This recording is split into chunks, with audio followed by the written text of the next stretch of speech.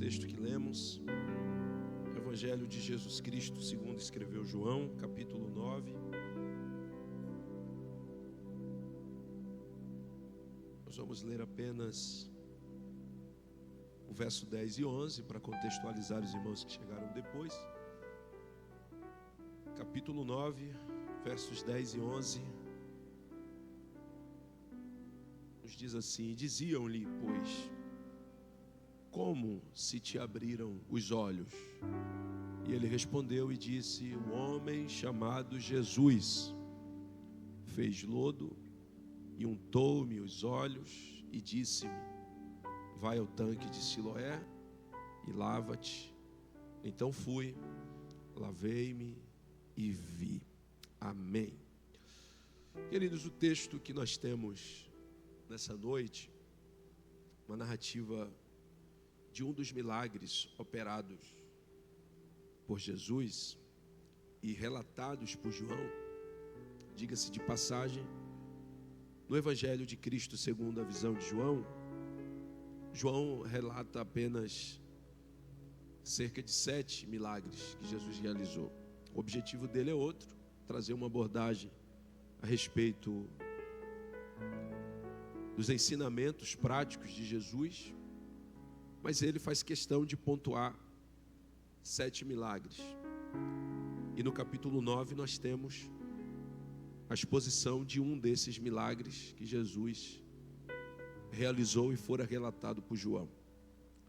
E eu quero compartilhar algumas lições importantes desse texto que nos levam a exercitar a fé ainda mais para alcançarmos em Jesus aquilo que talvez estejamos buscando.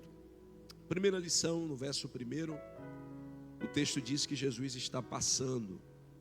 Perceba que o propósito de Jesus não era ficar ali onde ele tem o encontro com o cego. Jesus está passando. Jesus está numa jornada. Jesus está num tempo de caminhar, de visitar alguns lugares. Exatamente nesse momento em que Jesus está passando, o texto revela a segunda lição e diz que Jesus viu.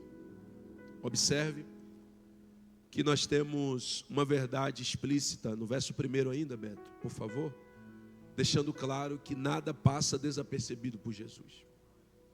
Independente da situação em que se encontrava o cego, e também independente do fato de que ele estava no caminho, é notório de que mesmo passando, Jesus o enxergou. Então isso faz com que no nosso coração permaneça viva uma esperança de que nada passa desapercebido do olhar de Jesus. Talvez você, assim como um dia Gideão revelou um complexo de inferioridade, Gideão, quando recebe a visita de Deus, e Deus está batendo um papo com ele num buraco, literalmente, escondido, com medo dos midianitas roubarem a sua colheita, num ambiente que era pertinente a se pisar uvas, e ele está malhando trigo, numa conversa de Deus em forma de anjo com Gideão, quando Deus revela o tamanho do propósito que tinha para ele, Gideão disse: mas eu sou o menor da menor tribo, de uma casa pobre.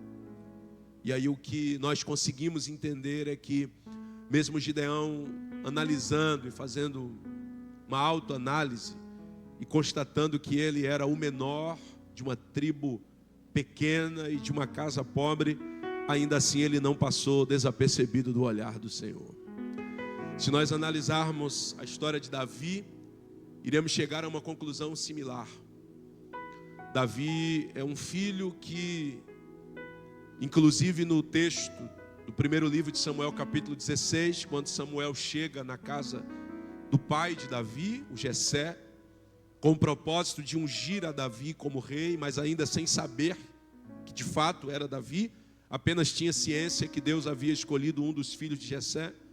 Depois de passar todos os filhos que estavam em casa perante os olhos de Samuel e Deus lhe dizer que não, Samuel faz a pergunta a Jessé e diz: acabaram-se os mancebos? E o Jessé responde: ainda falta o menor, que está cuidando das ovelhas. E vem aquela revelação que todos conhecem, quando Samuel diz: manda-o chamar, porque ninguém vai se assentar à mesa até que ele venha. Então, mesmo Davi sendo o menor, mesmo Davi não sendo dos preferidos de Jessé e também não sendo tão acreditado pelos seus irmãos, mas Davi não passou desapercebido do olhar do Senhor. Se nós olharmos também para José, veremos que José foi totalmente desacreditado pelos seus irmãos. Os irmãos de José carregavam uma inveja, carregavam um complexo muito forte em relação principalmente ao amor que o pai revelou por José, a ponto de lhe fazer uma túnica de várias cores. Mas ainda assim, mesmo sendo rejeitado pelos irmãos, mesmo sendo vendido pelos irmãos, mesmo sendo lançado numa cisterna pelos irmãos, e após isto ser vendido para uma terra bem longe, os olhos do Senhor continuavam enxergando José por onde ele ia. Então eu venho dizer a você essa noite que nada passa desapercebido dos olhos do nosso Senhor. Ele te viu, Ele te vê, Ele está acompanhando a tua caminhada, Ele acompanha a tua casa, Ele acompanha os processos que você vive. Os olhos do Senhor estão sobre a sua vida, e se eu fosse você, eu glorificava a Ele por esta razão essa noite. Jesus passa e vê. Só que ainda no verso 1, Ele não só vê, olhe para cá, enquanto passa, quanto Ele detecta a origem do problema do rapaz. E passando, Jesus viu um homem cego de nascença. Jesus carrega o atributo da onisciência. Eu até falei sobre algo a respeito disso nas redes sociais hoje. Nós estamos vendo uma febre a respeito do ChatGPT. Quando você faz algumas perguntas de cunho espiritual, emocional, ele responde parecendo que conhece a você. Só que quando você começa a analisar os fatos, o ChatGPT ele coleta dados, tudo aquilo que você fala, tudo aquilo que você escreve, tudo aquilo que você pesquisa, tudo aquilo que você vê nas suas redes sociais. Isso vão para uma base de dados. Então, quando você faz qualquer pergunta a ele a respeito ainda que da sua própria vida, ele consegue responder com base nas informações que você de maneira subjetiva forneceu a ele. Jesus é diferente. Está escrito, o salmista cantou no Salmo 139, que ainda antes que saia uma palavra da minha boca, o Senhor já sabe o que eu vou falar. É diferente da inteligência artificial. O que eu estou falando e pregando aqui essa noite é que Jesus, mesmo de passagem, consegue ver e detectar a origem da guerra, do problema e da dor daquele rapaz. Eu vim dizer a você que você não só está no radar do olhar do Senhor, Ele conhece a origem das suas guerras, a origem das suas lutas, e quer saber?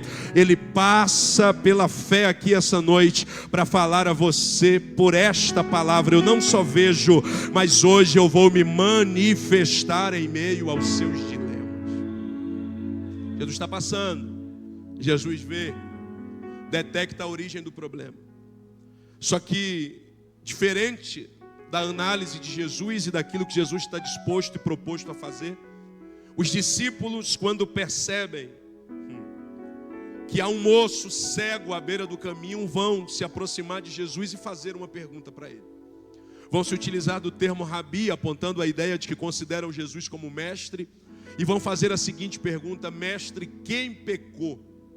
Foi este homem que está cego ou seus pais para que ele nascesse cego? Ora, o que é interessante é que enquanto Jesus passando vê o rapaz e simplesmente não fala, não trata absolutamente nada a respeito da origem do problema, mesmo sabendo qual que é a origem, os discípulos estão preocupados em saber se aquilo é resultado de pecado. Afinal, havia uma crença, com base inclusive em um texto da lei mosaica, de que Deus poderia visitar com uma maldição até a 4ª geração, trazendo uma punição sobre aquela família em detrimento de atitudes de até uma 4ª geração anterior. Então eles estão preocupados.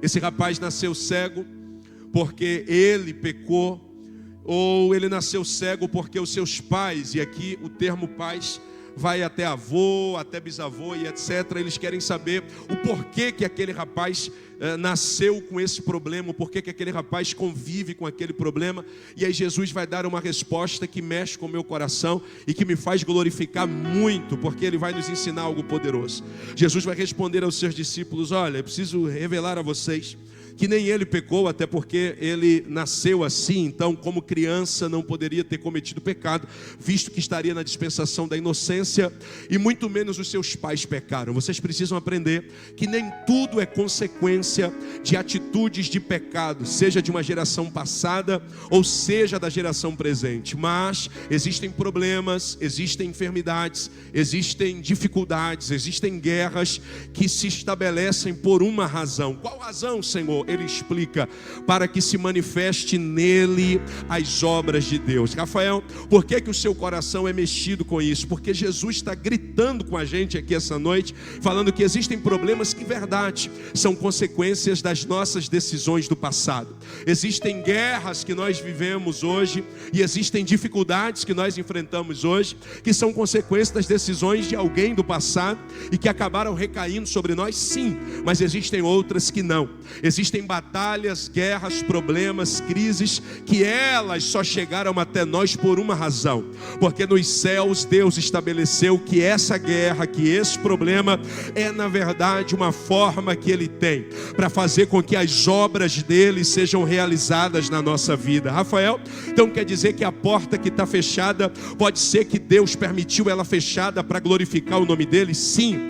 Então a enfermidade que se manifestou na minha vida ou na minha casa, pode ser que seja o Senhor para manifestar as obras dele? Sim. Eu estou te dizendo que talvez você está vivendo um problema e chegou aqui desesperado, ou está acompanhando na internet desesperado, perguntando para Deus, e a resposta de Deus para você essa noite é: eu permiti, porque eu vou manifestar a minha glória em meio a esse problema que você está enfrentando. Eu vou me manifestar em meio a essa batalha que você vive.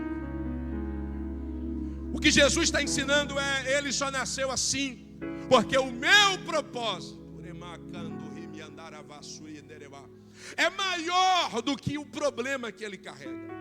O propósito que Jesus tinha através da vida e do problema daquele rapaz era fazer com que o nome do Senhor fosse glorificado. Eu já vou adiantando o expediente, dizendo a você que quando você menos esperar, no meio desse processo bem específico que Deus está falando com você, você vai perceber que tudo isso, que todo esse furacão, que toda essa agonia, que todo esse processo foi para que você pudesse dar um culto de ações e graça ao Senhor e glorificar a Ele e perceber que Ele é fiel na sua vida e na sua história. Os discípulos escutam aquilo, mas agora eles vão começar a ver um tratar de Jesus. Depois de Jesus citar mais algumas coisas, Jesus resolve agir. Perceba que primeiro Jesus fala sobre o cego de nascença com seus discípulos, mas depois Jesus resolve agir. Então deixa eu liberar para quem veio e crê no poder dessa palavra. Você tem que entender que o milagre de Jesus está dividido em etapas. E aqui, as etapas especificamente desse milagre, a primeira é de um Jesus que fala. A primeira é de um Jesus que... Me ajude, tem muita gente para pouco fala. A primeira é de um Jesus que... A segunda é de um Jesus que age. E eu preciso crer que Jesus não somente tem poder para falar, mas Jesus tem poder para fazer. E eu quero, como uma voz profética nessa noite de quinta-feira, declarar sobre a vida de quem crê. Se prepare, porque Jesus vai colocar a mão na massa em relação a algo que você tem apresentado a Ele em oração. Alguém acredita nisso? Levante uma de suas mãos e dê um brado de glória e de júbilo ao Senhor. Literalmente, Jesus coloca a mão na massa. Só que entenda e guarde na tábua do seu coração: para cada pessoa e para cada milagre, Jesus vai agir de uma forma específica. Não pense que Jesus vai fazer na sua vida da mesma forma que fez na minha, ou vice-versa. Eu preciso ter maturidade para entender que Jesus não está dentro de uma caixa, ou muito menos foi treinado por um homem para fazer exatamente aquilo que todos já estão esperando. Jesus é um Senhor de surpresas. Ele trabalha de várias maneiras, e algumas maneiras podem espantar algumas pessoas. Eu começo a pensar que se fosse hoje, verso de número 6, por favor, Beto. Se alguém visse Jesus fazendo isso, ficaria espantado. Porque Jesus vai cuspir na terra e juntando a sua saliva à areia, ele vai fazer uma espécie de lodo ou lama. Vai pegar do chão e colocar no local onde deveriam estar o globo ocular daquele rapaz. Eu acredito que se Jesus fizesse isso hoje diante de algumas pessoas, seria zombado, criticado. Ninguém entenderia por que ele está fazendo isso. Que falta de educação. Esse homem não tem o que fazer, não precisava isso. Só que é Jesus, irmão. E a cada um, repito, Jesus vai tratar de uma. Não queira intervir no tratar de Deus com alguém. Vou falar de novo, porque o Espírito de Deus está falando ao meu coração. Porque tem alguém aqui que botou na mão de Deus. Quando Deus começou a tratar, você quis intervir. Assim diz o Senhor: não tente intervir na maneira que Jesus começou a tratar com aquilo que você pediu. Ah, mas eu acho que não importa o que você acha. Você não pediu para ele fazer? Deixe que ele faça do jeito que lhe apraz. Você não orou para Jesus realizar? Deixe ele realizar como ele quiser.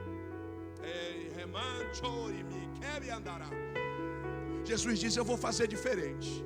Pegou a lama, colocou nos olhos e disse ao rapaz a terceira etapa do seu milagre. Jesus disse a ele: vai e lava-te no tanque chamado Siloé. E o próprio texto explica que Siloé, a palavra Siloé significa o enviado. E se você voltar alguns versículos atrás, você vai ver que o próprio Jesus falou sobre ser enviado. Ele falou sobre ter sido enviado para isso. Quando ele diz: vai até o tanque de Siloé, a palavra Siloé é um símbolo dele mesmo, do Cristo. O enviado para desfazer as obras do diabo, o enviado para trazer a salvação a todos os perdidos, o enviado para quebrar as cadeias de Satanás e dar liberdade aos cativos, o enviado para dar vida a quem estava morto no delito do pecado, o enviado para trazer luz às trevas e à escuridão dos homens. Quantos já reconhecem Cristo, o enviado, como Senhor da sua vida essa noite? Ele disse: você precisa ir. Perceba, primeiro Jesus fala, depois Jesus literalmente coloca a mão na massa, ele faz. Só que nessa outra etapa do milagre, para que eu encerre, Jesus diz a ele: vai e lava-te. Olhe para cá, ele continua cego ainda. E agora cego com lama no rosto. Antes daqui era só cego, agora cego com a cara suja. Só que Jesus disse a ele: vai e lava-te. Detalhe: se ele foi, e é o que diz o texto ali, ele é cego. Se é cego, ou ele tem alguém que lhe ajuda, ou vai perguntando. Mas uma coisa o texto revela, e eu vou fechar a Bíblia para encerrar, é que ele foi. E eu vou ficar só aqui para encerrar. Porque nós, mesmo enxergando, Jesus diz: vai. E você diz: e se não der certo? Porque nós estamos num culto como esse. Deus usa pessoas dessa casa constantemente, a começar pelo nosso líder, o nosso pastor, e libera palavras sobre nós. E nós ficamos: e será que vai? E será que dá certo? E será que eu consigo? Arranca a dúvida dos teus olhos e do teu coração essa noite. Jesus está dizendo: se eu liberei a palavra, se eu já toquei em você, apenas vai. Eu estou pregando para gente que estava esperando de Deus uma resposta, para tomar uma decisão, para realizar algo. E o Senhor está dizendo: se foi eu que toquei, se foi eu que falei, você está atrás de confirmação. Eu estou dizendo: vai, porque enquanto você vai, eu abro os olhos. Enquanto você vai, eu opero o milagre. Agora vá, tenha coragem, faça. Ele é mancho. Eu estou sentindo a graça de Deus. Ele foi. Eu não sei se ele tropeçou enquanto ia, se caiu, Se por acaso se bateu em alguma coisa, o que eu sei é que ele foi. E o texto diz que ele não só foi, mas ele lavou-se. Imagine a cena comigo. Aquele moço cego descendo as escadas, provavelmente, se for o mesmo tanque de Siloé, lá do texto do livro do profeta Isaías, que foi um projeto de engenharia, de um aqueduto feito pelo rei Ezequias. Enfim, outro dia você estuda isso em casa. Então tinham escadas para descer. Um cego, de cara suja. Agora pensa comigo, quem viu Jesus colocar a lama no rosto dele? Será que todo mundo estava acreditando? Eu penso que tinha alguém dizendo: rapaz, enquanto era só cego era bom, agora cego com a cara suja. Se fosse eu, não deixava Jesus fazer isso. Só que lá vai ele, descendo os degraus. E de repente, quando ele sente as águas nos pés, se abaixa e pega a água com as mãos. Eu só consigo imaginar assim. As pessoas sem entender nada, ele começa a lavar o rosto. Ele nasceu sem o globo ocular, impossível enxergar. Não é a mesma coisa do cego chamado Bartimeu, que foi alguém que um dia teve o privilégio de ver e ficou cego e voltou a ver. Estou falando de alguém que nunca viu nada. Enquanto lava com as águas do tanque do lugar chamado O Enviado, de repente descola as suas pálpebras. Oh glória! E a primeira coisa que ele vê são as águas do tanque de Siloé. Eu não consigo imaginar nem sequer a reação dele, mas acredito que com muita alegria ele sobe desesperadamente as escadas para ver o sol, para ver as pessoas, a natureza, tudo à sua volta, e ele começa a celebrar. Para que eu conclua, se você tiver fé e coragem para obedecer ao Jesus que falou e que tocou em você, acredite, você vai começar a ver o que nunca antes você conseguiu ver.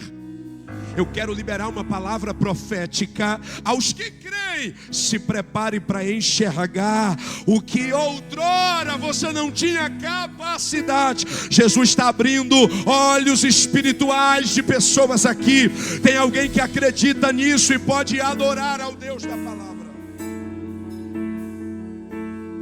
Encerro e oro por você. Todo mundo deveria ficar alegre com ele. Os vizinhos e as pessoas que o conheciam começaram a dizer: parece com aquele cego. O outro disse: o cego da cara suja. Parece com ele. Alguém dizia: eu acho que é. Ele tomou a palavra e disse: eu não vou deixar ninguém ficar dizendo se é ou se não é. Deixa eu gritar logo para todo mundo ouvir: ei, sou eu mesmo.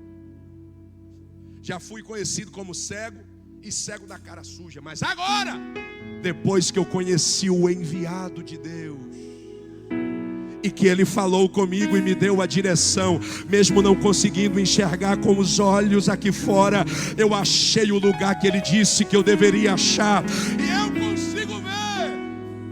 Sou eu. Jesus me achou. E o detalhe vem agora. Aí o Ailton se antecipou. Ele poderia dizer no testemunho: Beto, e agora, além de não ser mais cego, também estou de cara limpa. Pode parecer simples, mas o que Jesus está dizendo a mim e a você é: creia na palavra e a direção que eu te dei. Eu não te dei a direção? Vá na direção que eu te dei. Ainda que as condições não sejam favoráveis, vá na direção que o Senhor te deu. Alguém pode dar um glória por isso? Você pode ficar em pé, eu quero orar por você.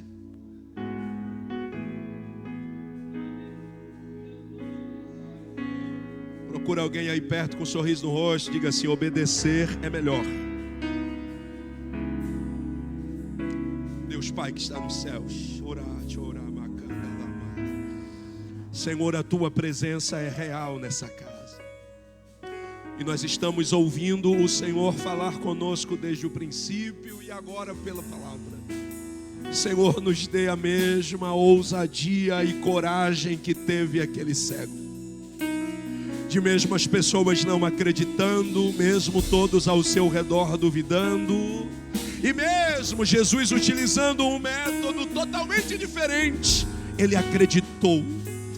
Ele colocou toda a confiança no homem, que teve misericórdia dele, que falou e o tocou. Faça com que nós tenhamos essa coragem, esta fé, porque nós precisamos aprender a obedecer mesmo sem enxergar as possibilidades. Senhor, e por fim, em nome de Jesus eu clamo, destrava a visão dos teus filhos, a começar pela minha. Faz-nos enxergar e contemplar as grandezas que o Senhor tem reservado. Senhor, em nome de Jesus, a minha oração é: não nos deixe caminhar fora da tua direção. Não nos deixe ir a algum lugar sem a tua direção, porque nós somos totalmente dependentes do Senhor e nós confiamos em Ti. Se é verdade, levante a mão, aplauda ao Senhor, glorifique ao nome dEle, em nome de Jesus. Que Deus te abençoe. Passa a oportunidade, eu devolvo ao nosso pastor presidente. Amém. Pela direção do nosso pastor. Se tiver alguém entre nós que ainda não fez uma aliança com Jesus, mas que veio essa noite e foi convencido pelo Espírito Santo, tocado por Deus, não há outro caminho. Você precisa fazer como fez o cego, que foi em direção ao tanque que simbolizava o próprio Jesus. Jesus te chama hoje. Ele tem a transformação para a sua vida e você sabe disso. Só depende de você. Se tiver alguém essa noite, talvez esteja afastado dos caminhos do Senhor, o Senhor te chama para voltar. Há uma oportunidade de Deus e você não pode endurecer o seu coração. Se tem alguém, venha, porque nós queremos orar por você. E acredite, a sua decisão vai fazer com que aconteça festa nos céus. Se tiver alguém, com muita alegria, nós iremos orar por você. Se não tem, o meu clamor é misericórdia e que Deus conceda uma nova